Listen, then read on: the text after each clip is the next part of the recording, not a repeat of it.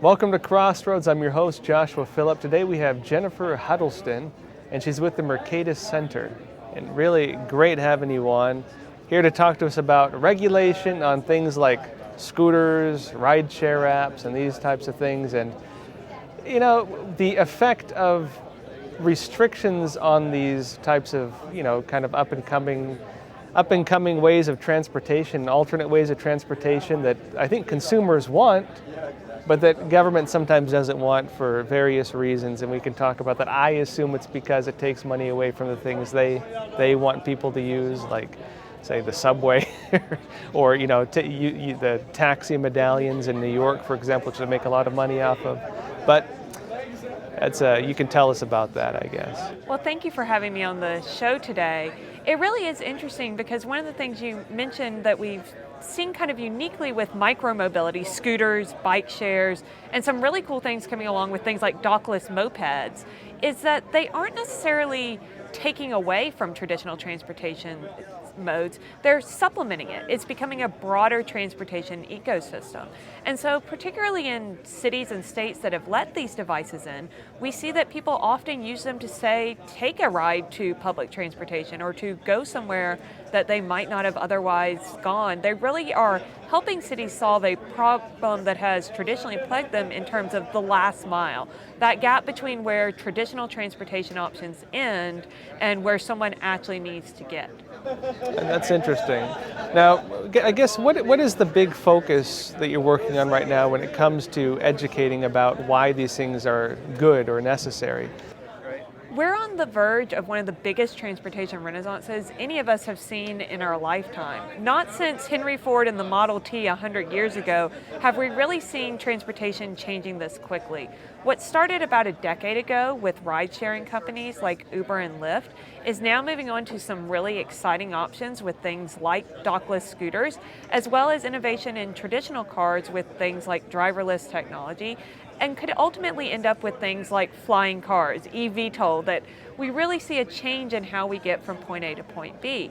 But we're also seeing regulators sometimes look at this the wrong way and look at how they can limit and continue the existing options rather than really allowing innovation to flourish and innovators and entrepreneurs to think of creative ways to solve new problems. Now, those may look different in every city and state, but the policy signals that state and local policymakers send will really help future innovators and entrepreneurs know whether or not they can think about transportation in new and exciting ways. And just as some real life examples of this, so there's a new company I've heard, they're doing helicopter rides between New York and Washington, D.C. Just talking about flying cars, that's the closest we have so far, but pretty cool. And when it comes to regulation in New York right now, so I'm from New York, I live there right now, and I do not like public transportation. I think it does not work well. I think, or at least not in New York. I think it's managed poorly. I think it's overpriced. I think that the services aren't very good. And I'm excited to hear when companies like Uber and Lyft and these guys are looking for new ways to give alternate options to public transportation. And then what happens in New York, right? They start cracking down on Uber. They put a cap on the number of cars that can be out on the streets. They restricted when they wanted to bring in these scooters in New York. They made them so you can't ride them in public parks like Central Park, for example. So they make it so you can't use these things. They make it so you don't have alternate options, and so you have to rely on the state-controlled one, or state-regulated, mostly state-controlled one technically, that is just not working very well. And sometimes, in my opinion, when you restrict competition, that's when you start having issues with poor services and poor quality and lack of incentive to improve quality of service. But what's your take on this? One of the great things about the diversity of new transportation innovations we've seen is that it is providing consumers with more choices and more ways to get from point A to point B, oftentimes combining different modes of transportation even. But it's interesting you bring up banning the scooters because this isn't necessarily a new issue. Oftentimes with transportation disruption, we've seen cities really react strongly and try and kind of continue the existing transportation mode. So these days, a city like New York is worried about scooters and whether it's safety reasons or disruptive reasons. But 150 years ago, they were having almost the exact same debates about the bicycle. In fact, New York banned bicycles from Central Park the same way we're seeing calls for bans on scooters today. But I think in most cases, if a city or a state tried to ban bicycles, we would probably all laugh at it. So what we saw though was that social norms evolved. This developed another form of transportation that helped people get from point A to point B. And in general, a lot of these regulations later proved to really be unnecessary for innovation and safety to continue. That's interesting. And I'm curious what you think, where do you think this is going? I mean, what are the trends you're seeing, whether this is heading towards more regulation or less regulation, and whether, so you talk about this whole transportation revolution, but I think what can stop that is if government decides they don't want it to happen and we're stuck with whatever they decide we should be stuck with. And I think that's certainly a bit of a concern. We saw this start about a decade ago when Uber and Lyft and the ride-sharing companies started to come to cities, and some cities opened up and let them in, and others really cracked down.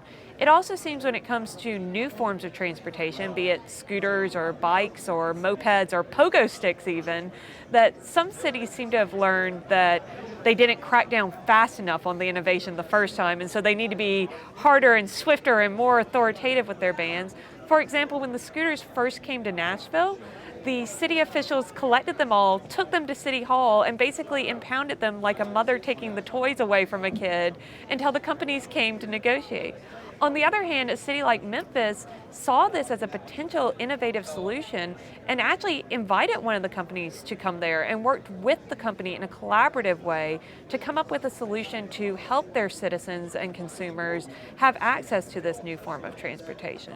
So we've certainly seen kind of both extremes. Some cities have recognized this as a way that entrepreneurs and innovators can help solve existing problems, while unfortunately some seem to have learned the wrong lesson from more recent transportation revolutions and been looking to kind of shut it down before it even really gets off the ground. And now, I guess just the last point, we talk about maybe what the different incentives are and why government is doing this and what the real incentives are. In New York, for example, I think the excuse they use to crack down on Uber doesn't seem to hold water, and I'll tell you why.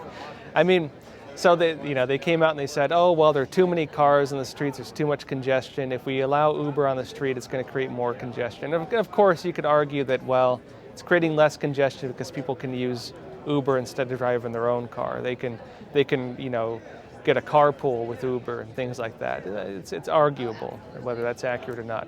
But then what do? So they say we're going to restrict Uber because there's too many cars in the street. Then they turn around and they give driver's licenses to illegal immigrants. Like, didn't you just say there's too many cars in the street? Now you're doing this? The narrative doesn't line up. But I guess in your observations, what is kind of the main motivation for them trying to stop these? Is it actual safety issues? Is it actual congestion? Or is it something else? It's interesting when it comes to micromobility because there isn't necessarily an existing player the way there was with Uber and Lyft. And what we've also seen with cities is a lot of times there isn't even an existing regulation on the books that they can point to and say, this is why you can't do that. So that's what makes it a little different from Uber and Lyft, where you had the taxi medallion system already established and you had this new disruptor come along and kind of be challenging that system. With this, a lot of times what we see is street pedaling laws used, or even at a state level, definitions that define a motorcycle used as a way to kind of come after these scooters. So the good news is a lot of cities are looking at ways to work with these companies and to welcome them to at least some degree, whether it's a pilot program or even just formally stating that they're allowed there. So there is some hope that cities are opening up to more innovation and entrepreneurship when it comes to micromobility. Great. And where can people learn more about your work or what you're working on? My work can be found at mercatus.org / Jennifer Huddleston. I write a lot for our blog, The Bridge, and then I also tweet about these issues at JR Huddles. Great. Yeah, real pleasure having you on the show. Thank you. Thank you for having me. Great. And everyone, please remember to like and subscribe. See you next time.